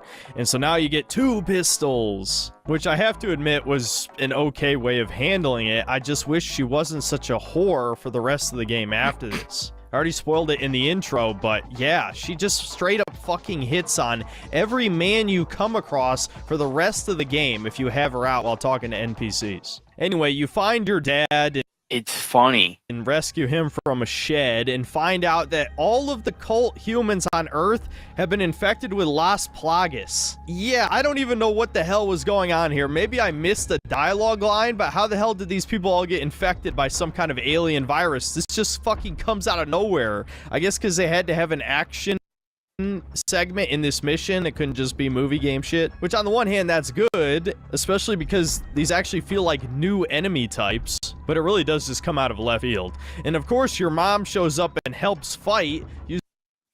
It's fun. It really is. Part of the part of this whole game is actually quite fun. Using Les Do It as like her personal BFG and constantly emphasizes how much more of a man this stupid ass mentally handicapped gun is compared to her ex-husband. I am holding back so hard saying some antiseptic quote unquote things in this video. This is not funny anymore. In fact, I never thought this was funny. I'm tired of media constantly shitting on dads, and women can literally be fucking whores. Your own mother is glorified for sleeping with an alien gun, and you're... I will agree with them on that one. Media does that consistently. Like, they crap on any male they can get their hands on, and they don't say anything about the women when they do something horrible. So you know, honestly, this part was kind of fucked up because she did kind of dangle in his face. To me, it kind of felt a little uncomfortable here and there because I've had this happen to me, but not in the context of a divorce. It was more like I was in a relationship with a girl. She happened to like another guy, and they were kind of making out right in front of me, and it was the most uncomfortable thing on the planet. Your dad is just an incompetent, pathetic beta male. In any case, whatever. You kill the cult leader. Well, they did the same thing. If you ever watch Rick and Morty, they did the same thing in like the 3rd season, for fuck's sake. The father got divorced from mother. He comes back to go get his check, and all you hear is loser. It was funny. This part was, you know, you did kind of feel bad, but it was still kind of hilarious. Who turns into this giant, disgusting monster. You have to kill the boss like 3 times, just really padding it out. And that's the end of the mission. It felt kind of pointless, had nothing to do with the main plot. It was literally just a father humiliation ritual mission. Truly disgusting. Not really. It was, you're saving your dad. you're saving your dad, you're bringing him back to wherever the hell he needs to go. I don't think it was a humiliation mission, as he wants to call it. But there is, the father character in this game is pretty pathetic. But if you look at Rick and Morty, the third season, it was the same exact way when Jerry left the family in that particular in that particular episode. Next mission, we have to head to Party City to get party supplies. Obviously, that's not what ends up happening. We get attacked by the bounty hunter once again, and it turns out to be our suit. Yes, Pseudo just got copied over to the new ski suit, and the original version was still in our original bounty suit, and now he hates. It was hard for them to get Pseudo to go over to the other suit because, unfortunately, he was bound by the fact that he was part of the bounty network. He was bound by that operating system, and he had to be a part of that operating system. In order to get Pseudo 2.0 in the other suit, they had to do basically like a copy and paste.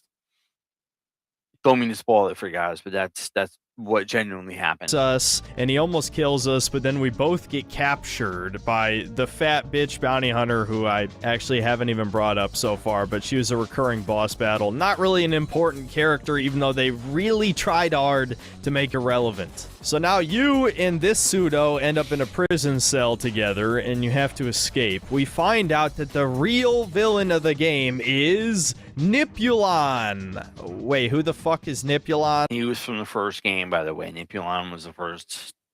You kill him in the original game. You end up killing him. And he comes back, and he's the CEO of big pharmaceutical,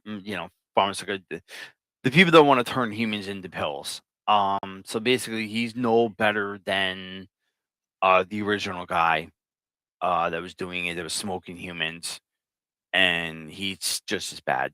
Oh, he's from the first game? Yeah, I'll be honest, I completely forgot about him. Obviously, he wants revenge on us for destroying the cartel and nearly killing him, so he just straight up rips our arm off. No, you did kill him. We survived this no problem, by the way. The wound is never treated, we just have a bloody stump. I guess I'm not supposed to think about it because it's funny. And the bed is covered in blood.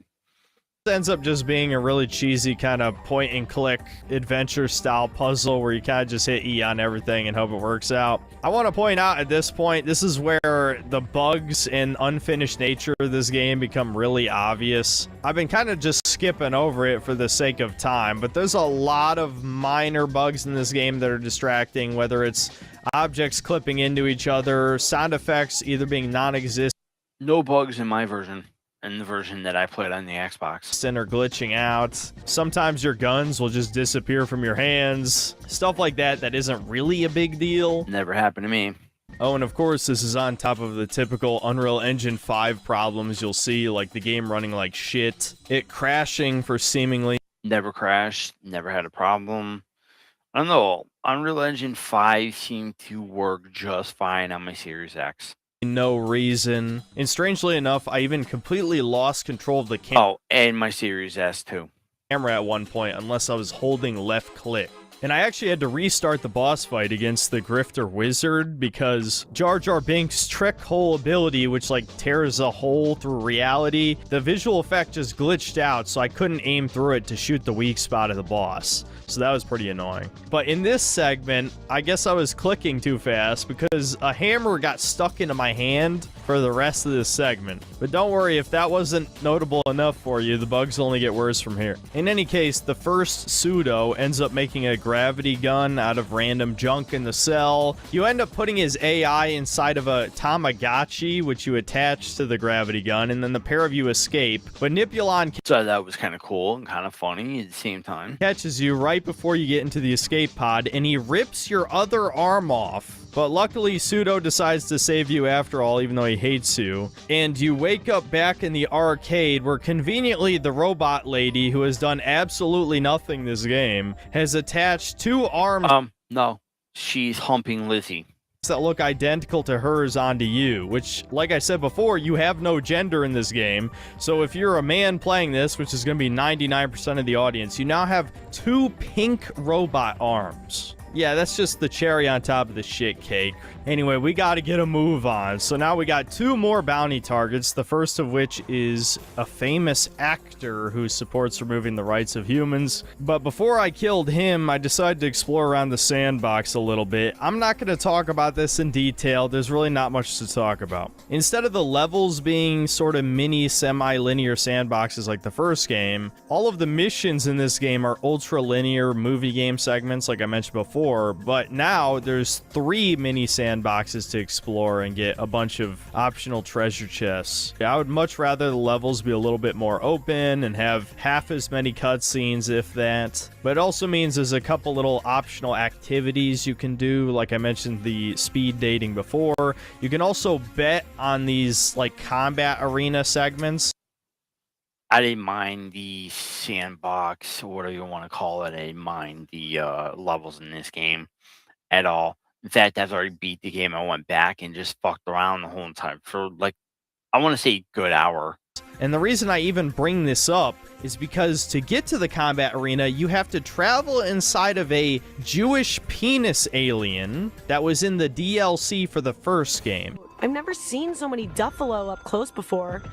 Beautiful creatures, wise eyes, all Jewish too. Canonically Jewish creatures, actually. So yeah, thankfully this is the only time these disturbing creatures show up in this game, but any game is completely brain dead. You just smash 2 buttons over and over again until the guy you bet on wins. Anyway, we get to the actor, and I guess I just killed him right off the bat. Either it's cut content, they ran out of budget, or they really thought this bit was funny, but you just straight up kill the actor instantly with little fanfare. And his conjoined twin, who's a lawyer, decides to join your cause to protect human rights, I guess because he doesn't want to die. That makes sense, at least. And then we're on to our second last target. We have to kill the head of research and development at Rhea Pharmaceuticals, and she's conducting research inside the belly of the giant Loch Ness monster from the earlier mission. It's here that we meet the guy who talks like Jar Jar Binks without the accent. I was pissing myself at this part. I was actually, what the fuck? What is he? Did he? Oh my god. Misa Dr. Jar Jar Binks. Misa the lead scientist on this site. Operating directly under Professor Burkle. I knew it. I fucking knew it. There's literally no punchline here. He just talks like Jar Jar Binks. Well, there's not supposed to be a punchline. You do it in your brain, you pea-headed little fucker. So of course, since this is a video game, there has to be a vor level for whatever reason, so we go inside Nessie's body. We discover that there's ghosts inside of her belly. This is kind of just brushed over. And we discover that they're pirates. That the doctor is a dolphin. Yes, this is a Hitchhiker's Guide to the Galaxy reference. So we defeat her in a fairly standard boss battle, but then the fat bitch who was the lover of the environmentalist PETA dude from the cruise mission shows up to protect the dolphin. But there's also a baby Nessie who's a reincarnation of the big Nessie, and she convinces the bitch that the dolphin's evil and was conducting experiments, and then the dolphin kind of just unceremoniously gets eaten by the monster the bitch was riding. I'm skipping over a lot of this mission, especially there's like a whole plot point about Creature, how he used to be one of these scientists before he was horrifically mutated into a Gatlian. Yes, Creature was a scientist. He was experimented on and turned into a Gatlian. But none of that shit matters at all. Now let's get to the final mission where we storm Rhea Pharmaceuticals HQ to kill Nipulon. This ends up just being a really prolonged, but you end up missing him, the gauntlet of combat arenas. I'm going to briefly go over where the combat ends up being once you have all of your tools.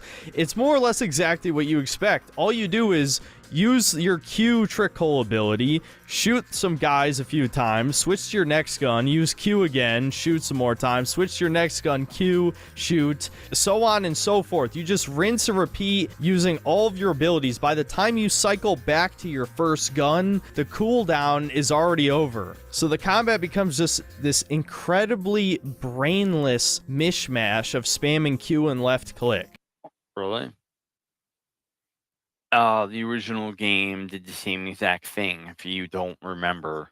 While you're riding around on a skateboard. Now, some people might find that fun, maybe. But honestly, if you want a game where you just ride around on walls and double jump around and shoot guys, play Echo Point Nova. That is a way better game than this. And there's no stupid-ass comedy routine. There's, like, no cutscenes. It is a much better game. It even has co-op. You can play it with... Wonder what system you can get that on. I wonder. It's called what? Echo Point Nova? Okay, we'll look it up at some point, but I happen to like High on Life 2 and 1, so with your buddies. Great game. Now, could I go into detail about the gun's functions? Maybe, but there's no point. Every gun functions exactly how you assume based on this footage. There's no complexity. Anyway, you fight your way through the corporate offices. You find out Nipulon is already at the Supreme Court, and Helen, the secretary, who I guess was from the first game, decides to fight you instead. But your homie Jean shows up right in... She is from the first game. Yes. That's why she's trying to kill you. The nick of time and crashes into the building with the whole museum. You then use the bounty board from the first game to teleport directly into the Supreme Court, and here's where the game got hard locked. So I'm going to explain what happened, and then I'm going to explain how it was supposed to happen. So normally, you're not allowed to use your guns when you first enter this area. However, for whatever reason, they still allow you to use knifey. And so me, obviously being tired of all this game's bullshit, I walked up to Nipulon, spammed F, shanked him, and then after some dialogue that played, because obviously they intended the player to try and hurt Nipulon, the game just locked up. The game also saved over this file. I tried... That's because you were trying to kill Nipulon before going through the whole entire fucking mission. Idiot. Even I knew that. Deleting the file, but of course the Steam Cloud save saved after I initiated the glitch. So what's actually supposed to happen is that you're supposed to take your seat in the courtroom, and then you can shoot Nipulon, and then it initiates the final boss fight. So of course, after several attempts of trying to fix the glitch, I give up and watch the ending on YouTube. Future Synth here, while I was slacking off not editing this video, apparently a hotfix was released. And so even though I had already reacted on stream to the ending, I figured I might as well actually play the final boss myself. And yeah, like I said, it's incredibly apparent this game is blatantly unfinished when it was released. Okay, we're gonna stop there. So guys, hey, yeah, I'm sorry. This guy's grating on my nerves. When he played this game, it might have been a little unpolished. I'm not really sure, but what I do know is that he's a fucking idiot, and I'm not a fan of him right now. I'm not a fan of him at all, to be honest with you. All right, so that's gonna do it for tonight. So tune in from now on. We're gonna start doing this we're gonna start doing this on Thursdays, Thursday night. Sorry about the politics. There's nothing I can do about it. It's not mine. I'm not one talking about it. It's him talking about it. I have nothing to do with it. But I encourage you guys to go out and try High on Life for yourself. If you happen to have Game Pass, I don't know if it's on PS5. I have no idea. I'd have to look it up, but that's it. Forgive the politics. Play the game for yourself. See if you like it. If you don't like it and it's not for you, I would understand. Not a big deal.